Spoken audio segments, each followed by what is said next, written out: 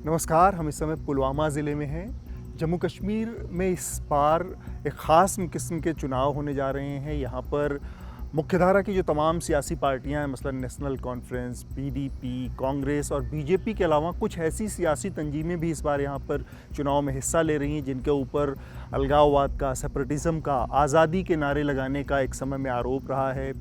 उसमें एक इंजीनियर रशीद की पार्टी है, अवामी इत्तेहाद पार्टी।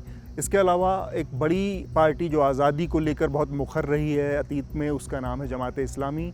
जमात इस्लामी के तमाम कार्यकर्ता इस बार निर्दलीय चुनाव लड़ रहे हैं। उनके साथ एक तकनीकी दिक्कत ये है कि भारत सरकार ने जमात इस्लामी के ऊपर प्रतिबंध लगा रखा है। उनके तमाम नेता जेलों में हैं, तो वो खुलकर चुनाव नहीं लड़ सकते। तो उनके तमाम कार्यकर्ता अलग अलग चुनाव निशान पर चुनाव लड़ रहे हैं। ऐसे ही एक उम्मीदवार हैं तलत मजीद पुलवामा विधानसभा से इस समय मैदान में है। उनका चुनाव निशान है टॉर्च।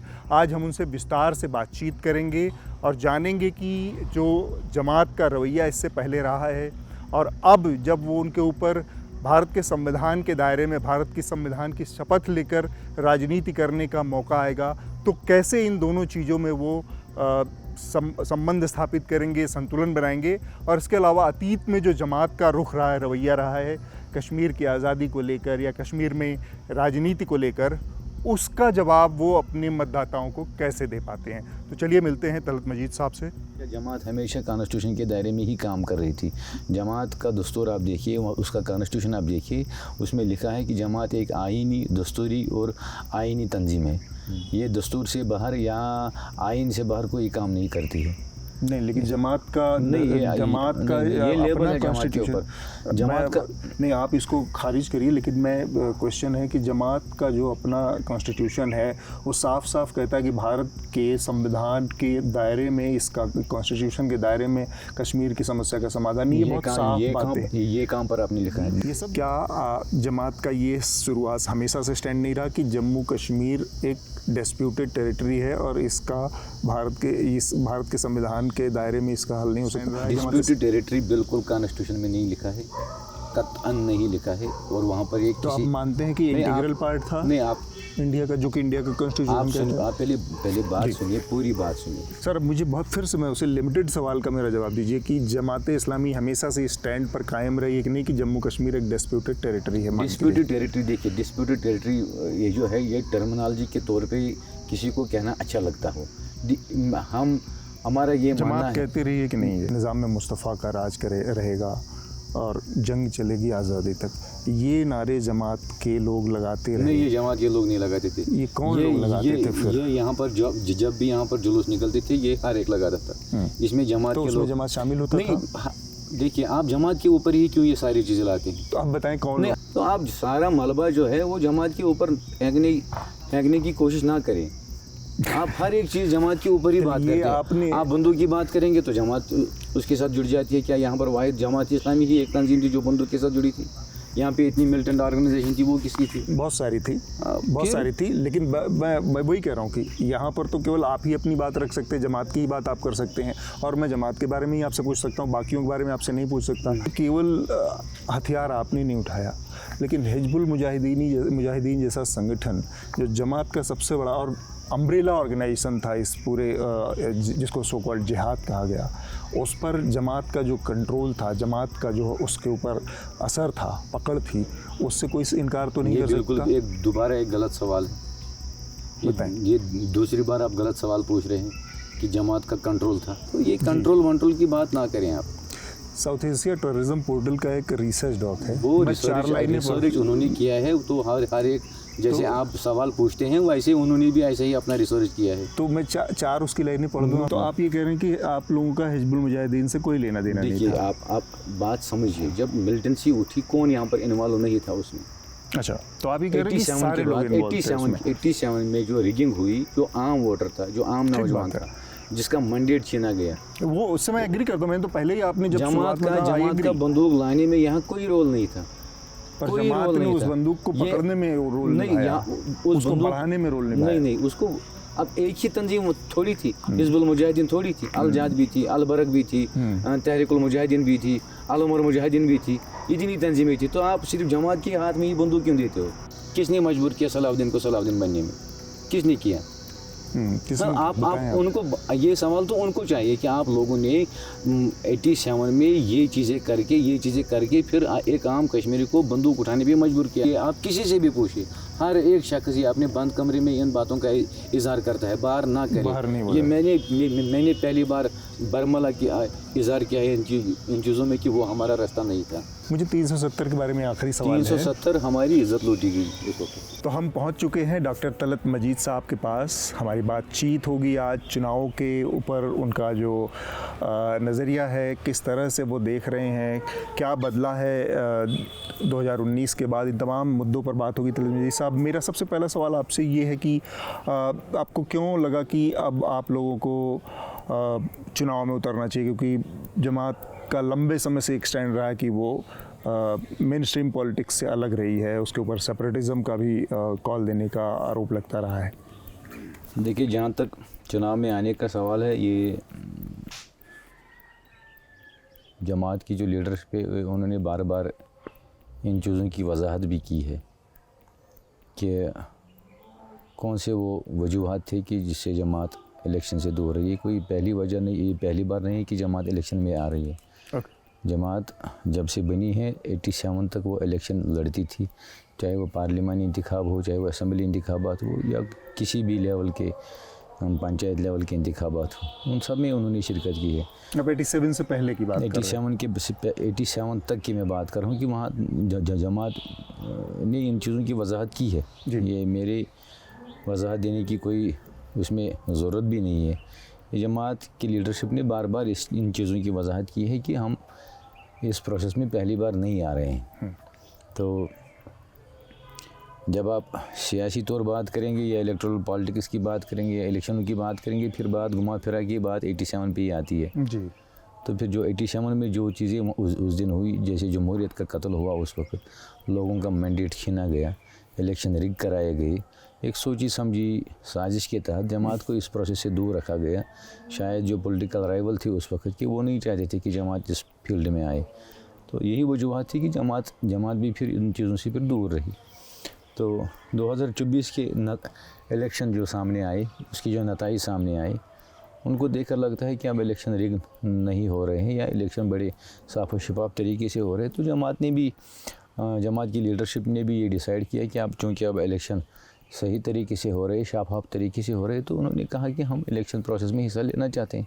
ऐसा बदकिस्मती से कि उनके ऊपर से बैन नहीं हटाया गया, तो फिर उन्होंने कहा कि हम इंडिपेंडेंट कैंडिडेट्स को ही सपोर्ट करेंगे, क्योंकि वैसे तो एक वो शहरी वोट डालने का तो हक हर किसी को है। बिल्कुल। तो उन्होंने कहा कि अब हमें वोट करना ही है, तो हम इंडिपेंडेंट कैंडिडेट्स को सामने लाएंगे, तो या किसी को सपोर्ट करेंगे, तो उनके ज़रिए हम इलेक्शन में हिस्सा लेंगे। आपने कहा कि आपको उम्मीद है कि 24 में अब ठीक ठाक इलेक्शन होंगे, साफ़ सुथरे इलेक्शन होंगे, ईमानदारी से होंगे। ऐसा क्या बदला है, क्योंकि पिछले 10 साल में तो चुनाव ही नहीं हुए, अब 10 साल के करीब 10 साल के बाद चुनाव हो रहे हैं, तो ऐसा आपको क्या भरोसा पैदा हुआ कि आपको लगता है कि अब जो है ईमानदारी से बहुत अच्छे चुनाव? मैंने कहा कि 2024 के जो पार्लिमानी इंतखाबात हुए जी, जो पार्लियामेंट इलेक्शन हुए जी, उनके नताइज को देखकर, अच्छा, उसकी वजह से आपको उनके नताइज को देखकर, जैसे आप देख रहे हैं ना कि कोई शख्स जेल से लड़ रहा है तो वो जीत रहा है, या आप पूरे हिंदुस्तान में अगर आप देखेंगे जहाँ पर भी हेट स्पीचेस हुई, वो कॉन्स्टिट्यूंसी वो लोग हार गए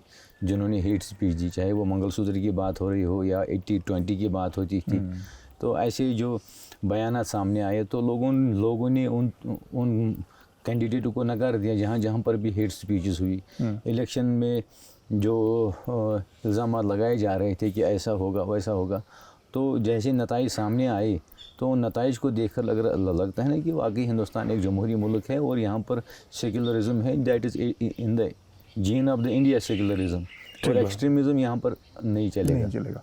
एक चीज़ ये है कि जमात के ऊपर भारत सरकार ने बैन लगा रखा है, बहुत सारे लीडर आपके जेलों में हैं, तो ये जो चुनाव लड़ने का फ़ैसला है, ये उन तमाम लीडरशिप का मिला जुला फ़ैसला है जो जेलों में भी बंद हैं और जो बाहर हैं, या ये उन कुछ 5-7 लोगों का निर्णय फ़ैसला है जो कि बाहर यहाँ पर अभी बचे हुए हैं? ये 5-8 लोग जो बाहर है या जो सामने हैं, वो पैनल के तौर पर है, यानी उनके पीछे जो हाईएस्ट डिसीजन मेकिंग बॉडी होती है, मजलिस शूरा जिसको कहते हैं जी, मजलिस शूरा क्योंकि जमात बैन है, मजलिस शूरा ने जो फ़ैसला लिया है कि ये 8 जो बंदे हैं, ये जो 8 लोग हैं जमात की लीडरशिप में 8 लोग हैं, ये उसकी रिप्रेजेंटेशन करेंगे गवर्नर ऑफ इंडिया के सामने। तो उनका बैग मजलिस शूरा का बैग इनको है। और जिनकी आप बात करें हैं कि जो जेल में हैं, उनसे पहले ये जो फ़हीम रमज़ान साहब थे वो जेल से छूट गए। डॉक्टर हमीद फयाज़ थे जो पेरोल पे कुछ दिन पहले बेटे की शादी पे बाहर आए थे। उन्होंने भी ये कहा कि जो भी फ़ैसला पैनल लेगी, जिसकी जो शूरा की हिमायत याफ्ता पैनल है, जो उनका फ़ैसला होगा वो सारी जमात को कबूल होगा। जमात एक डेमोक्रेटिक ऑर्गेनाइजेशन है, वहाँ पे जो फ़ैसले होते हैं वो डेमोक्रेटिकली होते हैं। अच्छा। तो इसमें ये 4-5 लोगों का मसला नहीं है, ये 4-5 लोगों का फ़ैसला नहीं है, ये शूरा का फ़ैसला है। शूरा ने 5 लोगों को रिप्रेजेंटेटिव बनाए हैं, वो डिसीजन लेंगे। इस चुनाव में आपके बड़े मुद्दे क्या हैं, क्या लेकर आप पब्लिक के बीच में जा रहे हैं, और आपको आपकी अपनी सोच क्या कहती है कि इस समय कश्मीर के सबसे इम्पोर्टेंट, कश्मीर के आवाम के सबसे महत्वपूर्ण मुद्दे क्या हैं जिसको बदलने के लिए आपको चुनाव में आना पड़ेगा? ये एक ही मुद्दा नहीं है, यहाँ पर हर एक बहुत सारे मुद्दे हैं, बहुत सारे मुद्दे हैं, चाहे वो डेवलपमेंट के एतबार से हो या पॉलिटिकल स्टेबिलिटी के एतबार से हो, जिसको हम सियासी इस्तेकाम कहते हैं। पॉलिटिकल स्टेबिलिटी सबसे बड़ा मसला है, रोज़गार का मसला है, डेवलपमेंट का मसला है, हर एक चीज़ यहाँ पे है। मेरी नौजवान की सेफ्टी का मसला है।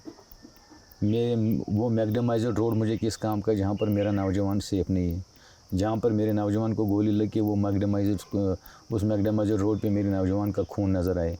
तो ऐसी डेवलपमेंट हमें नहीं चाहिए, मुझे मेरा नौजवान चाहिए। और we want to save the human resource. हम उनको उन चीज़ों के लिए अवेलेबल नहीं रखना चाहते हैं कि जिससे मेरा नौजवान किसी साजिश का या किसी की भी गोली का शिकार हो। तो ये बहुत सारे मुद्दे हैं।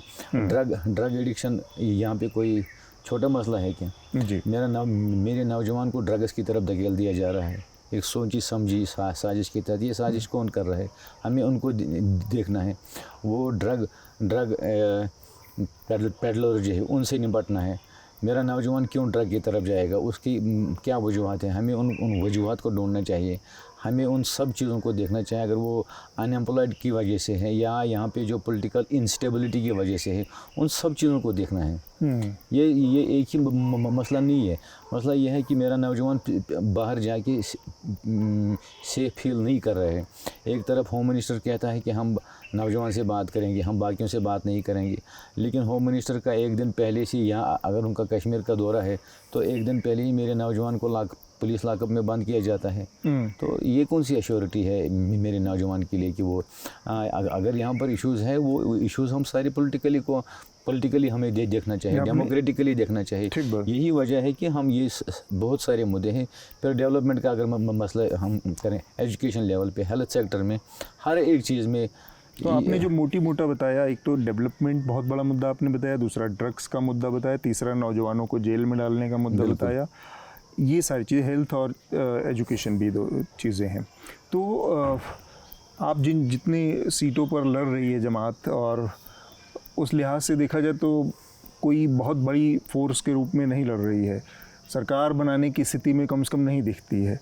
तो ये जो चीज़ें हैं, इन मुद्दों को कैसे करेंगे? क्या जब जो सरकार बनने की जिसकी सूरत होगी उसके साथ अगर आप लोग जीतते हैं तो उसको समर्थन देंगे, जो भी सरकार बनेगी उसके साथ मिलकर काम करेंगे, या फिर ओपोजिशन में रहकर काम करेंगे? ये क्या सूरत बनाएंगे? ये मेरा डोमेन है ही नहीं, ये जमात की लीडरशिप का डोमेन है कि वो उस वक्त क्या करेगी।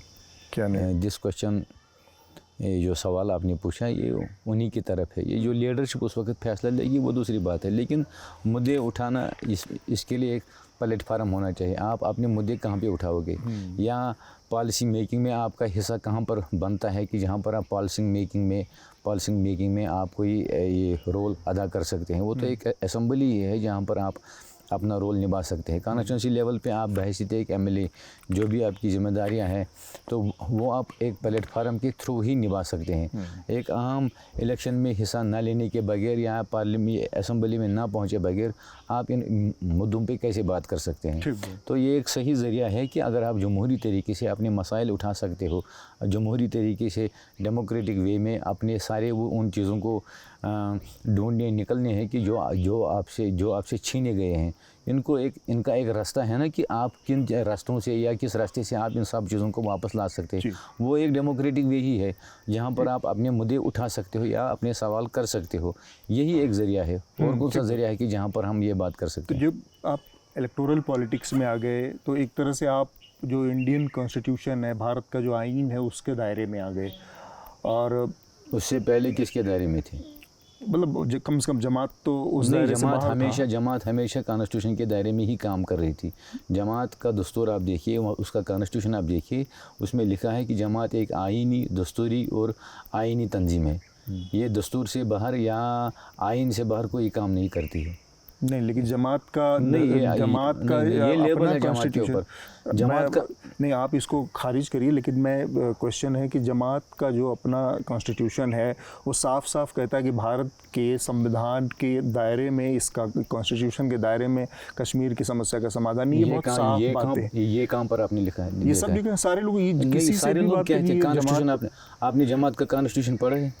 बिल्कुल, मैंने ये तो कॉन्स्टिट्यूशन नहीं पढ़ा, लेकिन ये लाइन कॉन्स्टिट्यूशन दिखाऊंगा। मैं आपको कॉन्स्टिट्यूशन दिखाऊंगा, वहाँ पे कहाँ लिखा है कि हम भारत के संविधान को नहीं मानते हैं।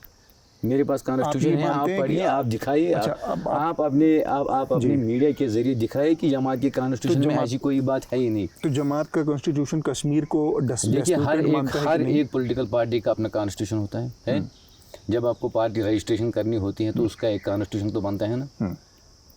हर एक पार्टी जब इलेक्शन कमीशन ऑफ इंडिया में अपना रजिस्ट्रेशन फार्म भरती है तो वहाँ पर वो अपना कॉन्स्टिट्यूशन भी बताती है ना। बिल्कुल, कॉन्स्टिट्यूशन का एक तरीका होता है बनाने का। हर एक पार्टी अपना कॉन्स्टिट्यूशन जो है सबमिट करते हैं इलेक्शन कमीशन ऑफ इंडिया ने। इससे पहले भी जब जमात इलेक्शन लड़ती थी तो वो अपने चुनाव चिन्ह पे लड़ती थी ना, तराजू पे लड़ती थी। वो क्या का इलेक्शन कमीशन ऑफ इंडिया में रजिस्टर नहीं था? अगर वो उसमें ऐसा लिखा होता कि हम भारत के संविधान को नहीं मानते हैं या भारत के संविधान से के ज़रिए हम जो चीज़ें हैं वो हासिल नहीं कर सकते, क्या गवर्नमेंट ऑफ इंडिया उस वक्त गवर्नमेंट ऑफ इंडिया ये इनको रजिस्टर करती? तो ये कहने के लिए बातें हैं। ये एक लेबल किया जाता है कि जमात जो है वो एक सेपरेटिज्म फैलाती थी या जमात जो है वो अनकॉन्स्टिट्यूशनली काम करती थी। उस पर भी मैं ये बिल्कुल गलत बात है। वो मैं उस पर बाद में आऊँगा, वो सवाल भी है। मेरा सवाल ये है अभी, क्या जमात का ये शुरुआत हमेशा से स्टैंड नहीं रहा कि जम्मू कश्मीर एक डिस्प्यूटेड टेरिटरी है और इसका भारत के संविधान के दायरे में इसका हल नहीं हो सकता, हम इसको डिस्प्यूटेड टेरिटरी मानते हैं? ये तो JNK जमात का ये अपना एक ओपन स्टैंड रहा है। डिस्प्यूटेड टेरिटरी बिल्कुल कॉन्स्टिट्यूशन में नहीं लिखा है, कतअन नहीं लिखा है। और वहाँ पर एक तो आप मानते हैं कि इंटीग्रल पार्ट था? नहीं, आप इंडिया का, जो कि इंडिया का कॉन्स्टिट्यूशन। आप पहले बात सुनिए, पूरी बात सुनिए। जमात का कॉन्स्टिट्यूशन जो है उस पर ये कहीं भी नहीं लिखा है। मैंने एक बार किसी दोस्त ने फेसबुक पे ये लिखा था कि जमात अब अपना कॉन्स्टिट्यूशन बदल रही है, तो उसमें ये कहीं लिखा। मैंने उसकी PDF बनाई और मैंने उनको अपलोड करके वो दे दी कि कहाँ पर दिखाइए, आप दिखाइए कि कहीं पे है। देखिए, मसला है ना कहीं पे मसला है। फिर इंडिया और पाकिस्तान में किस चीज़ पे लड़ाई है? अगर एक हिस्सा उधर है, दूसरा हिस्सा इधर है, ये तो है ना लड़ाई है। बिल्कुल है, इससे तो कोई इनकार नहीं है। पाकिस्तान कहता है कि ये वाला हिस्सा हमारा है, इंडिया कहता है कि वो वाला हिस्सा भी हमारा है।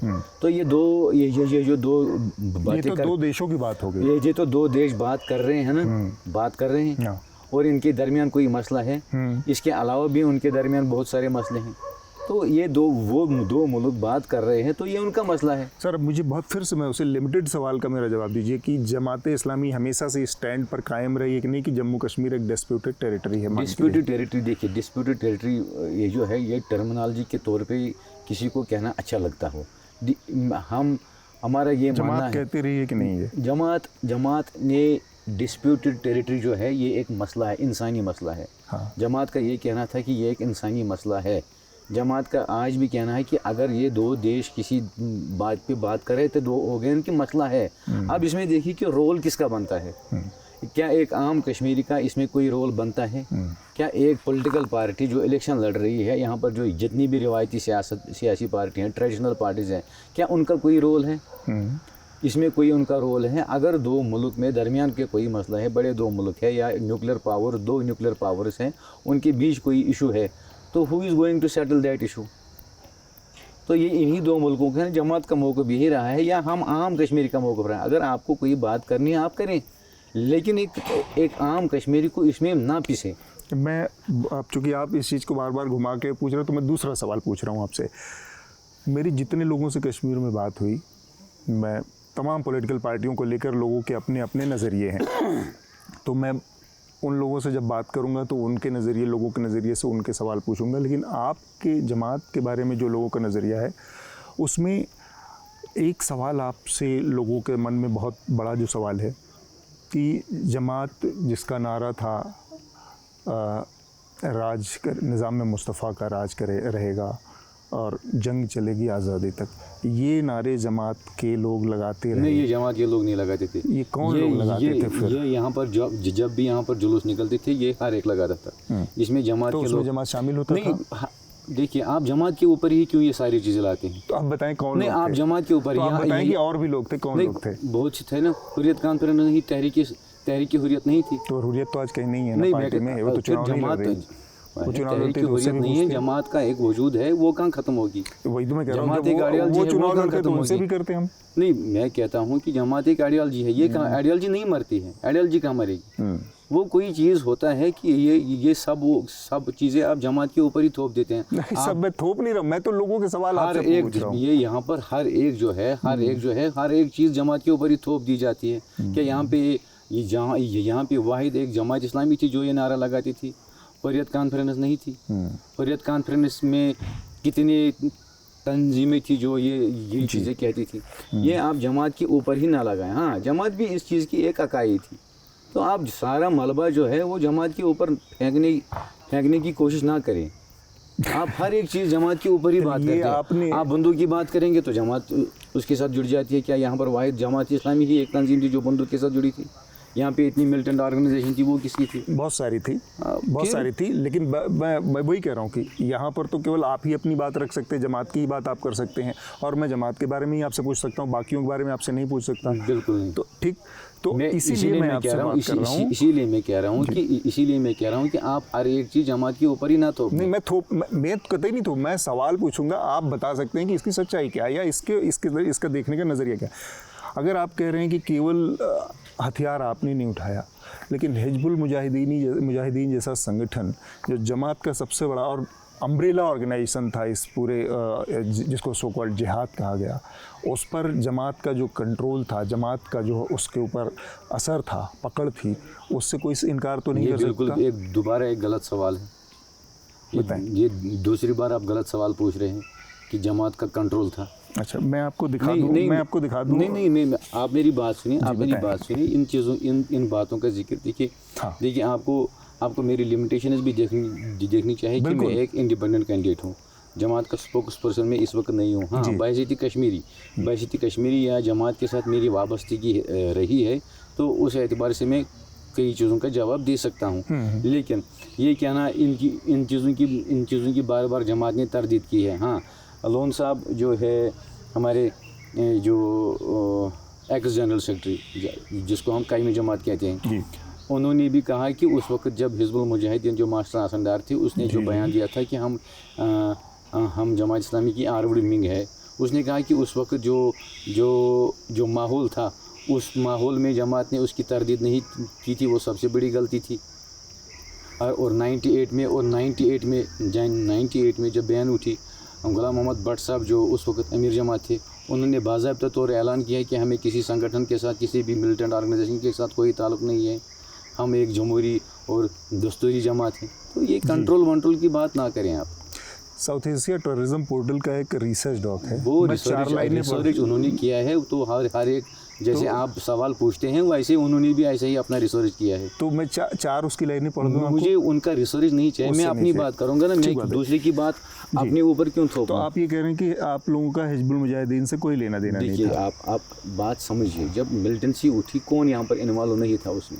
अच्छा, तो आप ये कह रहे हैं कि सारे लोग इन्वॉल्व थे इसमें। 87 में जो रिगिंग हुई, जो आम वोटर था, जो आम नौजवान था, जिसका मैंडेट छीना गया, वो उससे मैं एग्री करता हूँ। मैंने तो पहले ही आपने जब जमात का बंदूक लाने में यहाँ कोई रोल नहीं था, पर जमात ने उस बंदूक को पकड़ने में रोल निभाया, उसको बढ़ाने में रोल निभाया। नहीं, उसको अब एक ही तंजीम थोड़ी थी, हिज़्बुल मुजाहिदीन थोड़ी थी, अल जाद भी थी, अल बरक भी थी, तहरीकुल मुजाहिदीन भी थी, अल उमर मुजाहिदीन भी थी, इतनी तंजीमें थी। तो आप सिर्फ जमात के हाथ में ही बंदूक क्यों देते हो? आप सिर्फ जमात के हाथ में ही बंदूक क्यों देते हो? या उन्हीं को फ़ोटो उठा के बस वही फ़ोटो बार बार क्यों दिखाते हो?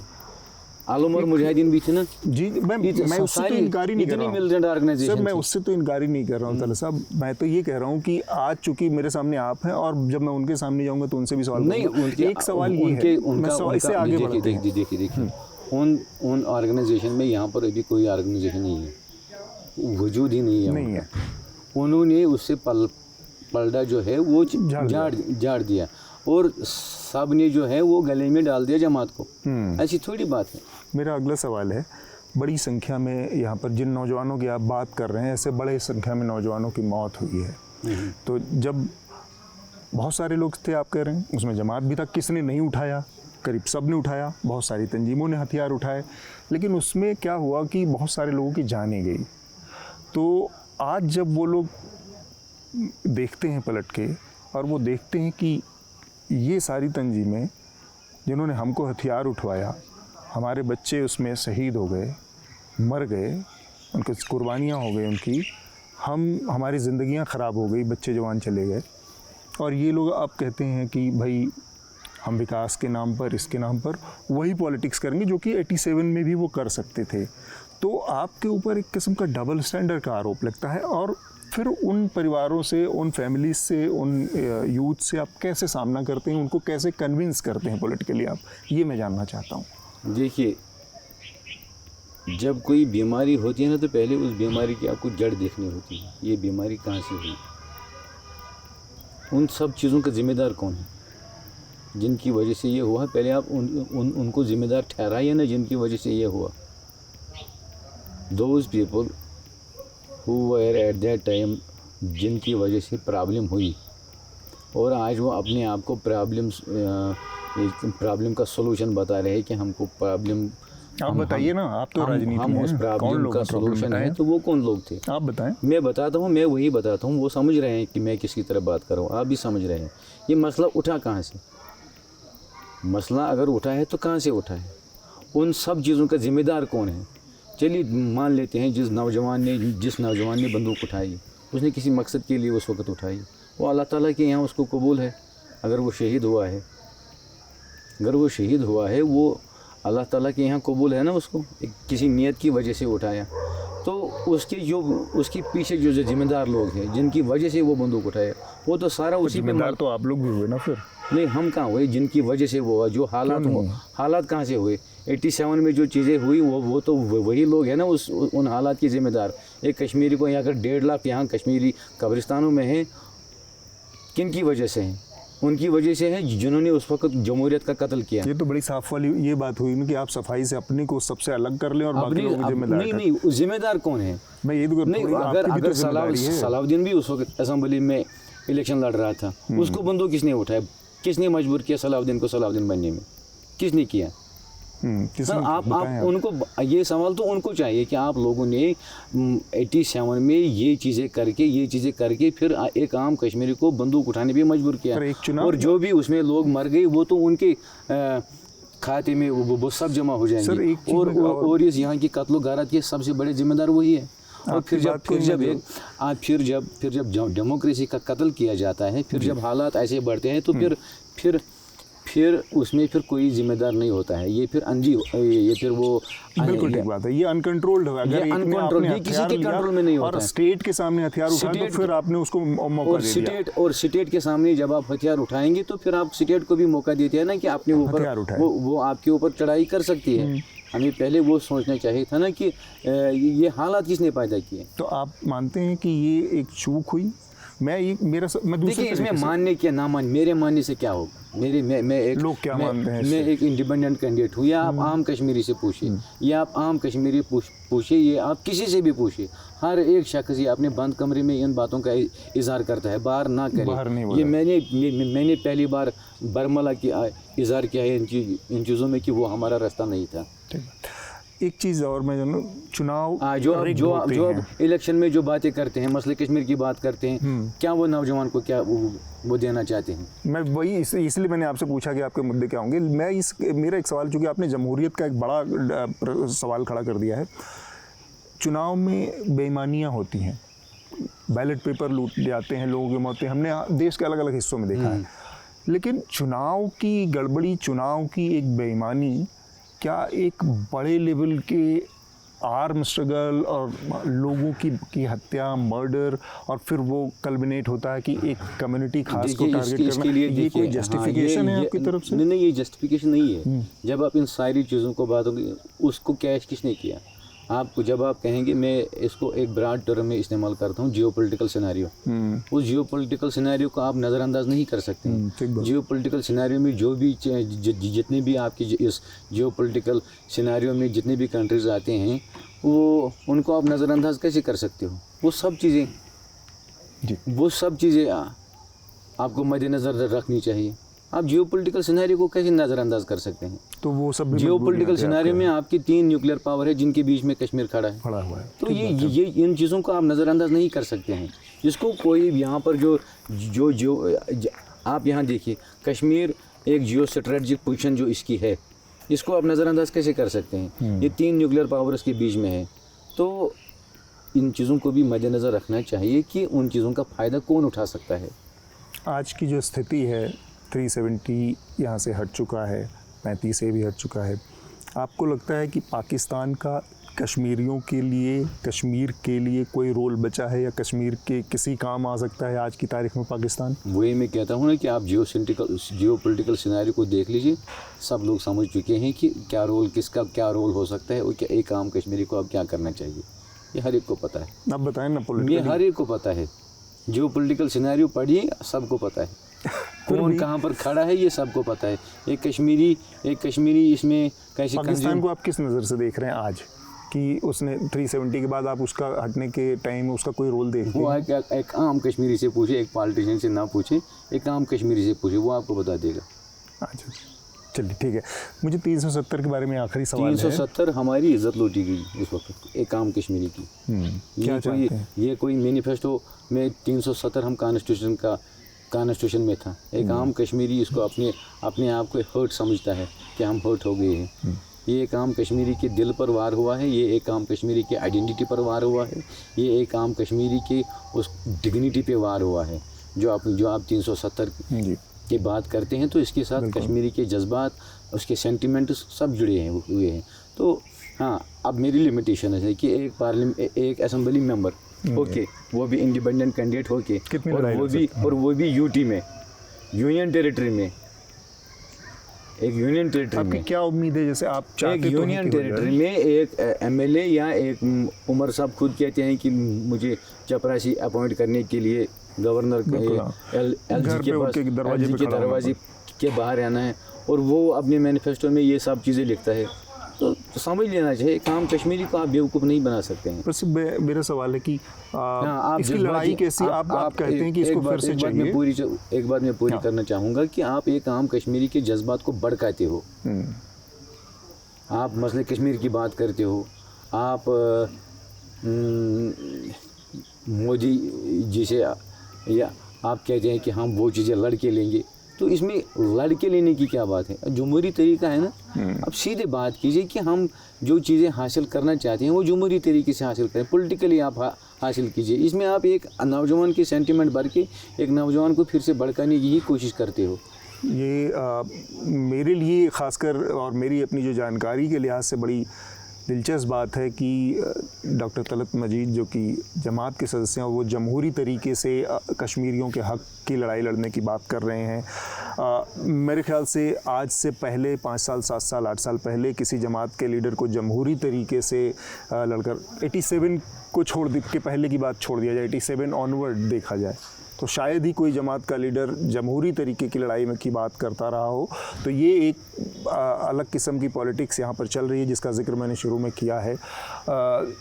इस सब के बीच में मेरा आखिरी सवाल है कि क्या तरीका होगा, आप अगर आपकी डिमांड है कि 370 कश्मीरियों के साथ एक धोखा था हुआ है लेकर, तो कैसे वो वापस आ सकता है? क्या रोड मैप हो सकते हैं, पॉसिबिलिटीज़? एज अ लीडर आप कैसे देखते हैं कि इन चीज़ों की दिशा में आगे बढ़ें? देखिए, जमहूरी तरीके से भी जो भी रास्ते होते हैं, जमहूरी तरीके से जो भी रास्ते होते हैं, ये उस वक्त बात होगी जब असेंबली में बैठने का मौका मिलेगा, फिर असेंबली के क्या इख्तियारात होंगे, फिर असेंबली के उसमें क्या रोल बनता है, ये उस वक्त देखा जाएगा। फ़िलहाल हम ये कहते हैं कि आप अपने जो लिमिटेशंस हैं उनको मद्देनज़र रखते हुए जितना आपका टाइम एंड स्पेस है उस टाइम एंड स्पेस में आप बात करें। लोगों के पास आप जब जाओगे आप वही बातें कहें कि जो आप लोगों को दे सकते हैं। हम वो बातें नहीं कहेंगे कि जो हम नहीं कर सकते हैं। तो इसीलिए मैं कहता हूँ कि पॉसिबिलिटीज़ क्या होती है, politics is the art of the possibilities. उसमें पॉसिबिलिटीज़ क्या हो सकती है, जब वो पॉसिबिलिटीज़ आपको दिखेंगी या नज़र आएंगी तो या आपको लगता है कि कहीं पे पहुँच के आप कहीं कुछ चीज़ों का इस्तेमाल करके कानूनी तौर पे कॉन्स्टिट्यूशनली जो भी चीज़ें होंगी वो उस वक्त देखेंगे। मुझसे बातचीत करने के लिए डॉक्टर साहब बहुत बहुत शुक्रिया आपका। Thank you so much. This election season, your right to choose puts you at the heart of it again. We'd like to be your eyes and ears. Choose the journalism and media that serves democracy and you. Simply head on to newslaundry.com/subscription and pick up the TNMNL joint subscription of your choice today.